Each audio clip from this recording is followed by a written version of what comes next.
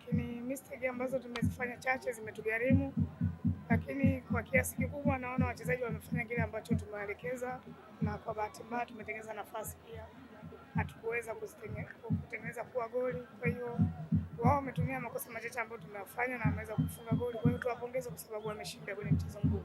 Sawa, uliopt kuanza na Irene Kisisa eneo la katikati. Watu wengi ambao tulikuwa nje ya uwanja kipindi cha kwanza ni kama hakuwa mchezoni vizuri leo, lakini kipindi cha pili tuliona uliamua kurudi naye tena. Nini uliona cha tofauti kwa Irene Kisisa?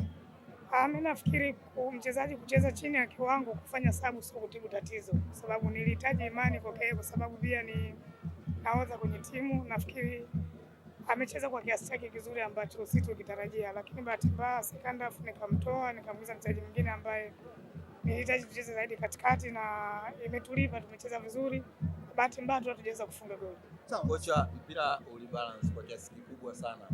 Simba wamepata chance chache sana ambazo wamezibadilisha kwa magoli, lakini wewe chance zako nyingine huenda ziligonga miamba. Unaamini katika mchezo leo ulikosa bahati? Naweza kusema hivyo, lakini ni mechi ambayo ilikuwa imebalance kwa pande zote mbili, kwa maana sisi tumecheza vizuri, pia Simba amecheza vizuri. Tofauti nimesema ni kwa sababu wao wametumia nafasi ya kuweza kushinda. Kwa hiyo cha muhimu hapa ni kuacha hiki ambacho kimetokea na kuona kwamba kwanza performance ya timu ilikuwa nzuri. Tujipange hapo kwa ajili ya mechi ambazo zinafuata, kwa sababu ligi ni kama marathon, tuna nafasi nyingine ya kujiuliza kwenye mechi zijazo. Hii tuiache tuende kujiandaa kwa ajili ya mechi nyingine. Mgosi na wachezaji wake bwana, wamekuja kukutambia hapa, wamefurahi sana na bado mpaka sasa hivi wanasherehekea. Kitu gani ambacho unaweza kusema? Mimi nafikiri pale hawajaja kunitambia mimi, wamekuja kunipa heshima, kwa sababu mimi pia ni mtu ambaye naishi na wachezaji vizuri. Kile ambacho wamefanya ni kitu kikubwa kwangu mimi.